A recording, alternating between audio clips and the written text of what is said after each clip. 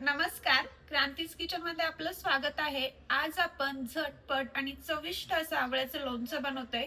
खूप साधी सोपी पद्धत आहे आणि एक सांगू का, हे लोणचं मी तिसऱ्या वेळेस बनवते। एवढं चविष्ट होते। अगदी थोड्या बॅच मध्येच लोणचं बनवायचं। पाव पाव किलो मध्ये बनवलं तर ते लवकर संपते सुद्धा आणि खराब पण होत नाही। त्यामुळे झटपट आणि चविष्ट असं आवळ्याचं लोणचं नक्की करून बघा।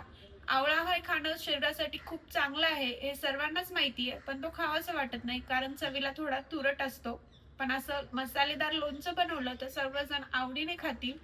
एक पोळीऐवजी दोन पोळ्या खातील एवढं चविष्ट असं हे लोणचं आहे। नक्की करून बघा। व्हिडिओ आवडला तर लाईक करा, शेअर करा आणि माझ्या चॅनलला सबस्क्राईब करायला विसरू नका। इथे मी पाव किलो आवळे घेतलेले आहेत। ते स्वच्छ धुवून कोरडी करून घेत आहे। आता आवळे छान कोरडे करून घेतल्यानंतर असे खिसून घ्यायचे आहेत। साधारण इथे मी पाव किलो मिरची घेतलेली आहे, हिरवी मिरची। ती अशी बारीक तोडायची आणि चॉपर मध्ये आपण हे चॉप करून घेणार आहोत त्या पद्धतीने। मिरची बरोबरच आपण लसूण सुद्धा जाडसर असा वाटून घेणार आहोत चॉपर मध्ये। तुम्ही मिक्सर मध्ये सुद्धा वाटून घेऊ शकता। लसूण हा सोलला त्यानंतर असा मी चॉपर मध्ये मिरची सोबत जाडसर हा वाटून घेणार आहे। हा दाताखाली आल्यानंतर खूप छान लागतो। बारीक अशी पेस्ट करायची गरज नाहीये। हे लोणचं खूप लवकर बनते आणि टिकते सुद्धा, लवकर खराब पण होणार नाही। फ्रीज मध्ये तुम्ही ठेवू शकता। आता आवळा, मिरची आणि लसूण एकत्र मिक्स केलं, त्यामध्येच आता चवीनुसार मीठ घालायचं आहे।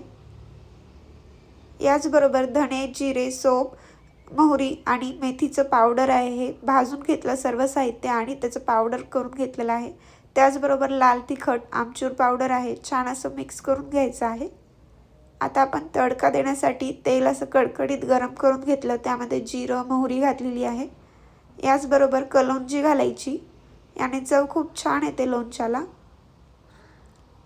याचबरोबर हे तेलामध्ये आपण छान असं मिक्स करून घेणार आहोत आणि हळद घालायची आहे। सुरुवातीला मी हळद घालायला विसरले होते, त्यामुळे हळद पण घालायची आहे, अर्धा चमचा। हळद घातल्यानंतर रंग खूप छान येईल या लोणच्याला, तुम्ही बघू शकता। आता आपण हे रात्रभर असंच ठेवणार आहोत, म्हणजे तेल चांगलं सुटेल या लोणच्याला आणि लोणचं चांगलं मुरेल सुद्धा। या झाकणाला एक छोटंसं छिद्र होतं, त्यामुळे त्यामध्ये मी लवंग घालतीये, म्हणजे कीटक काही जाऊ नये मध्ये। त्यामुळे रात्रभर असंच ठेवलं। दुसऱ्या दिवशी एक काचेच्या भरणीमध्ये मी हे भरून ठेवतीये। हे लोणचं तुम्ही पोळीसोबत खाऊ शकता, खूप छान लागते, भाजीचीही गरज नाही। आंबट, तुरट, थोडंसं तिखट आणि लसणाचा फ्लेवर, खूप छान होते हे लोणचं। नक्की करून बघा या पद्धतीने। व्हिडिओ आवडला असेल तर लाईक करा, शेअर करा आणि माझ्या चॅनलला सबस्क्राईब करायला विसरू नका। आणि तुम्ही जर हे लोणचं बनवलात तर कसं झालं हे सांगायला विसरू नका। परत भेटूया अशीच एक नवीन रेसिपी घेऊन। Thank you video बघितल्याबद्दल।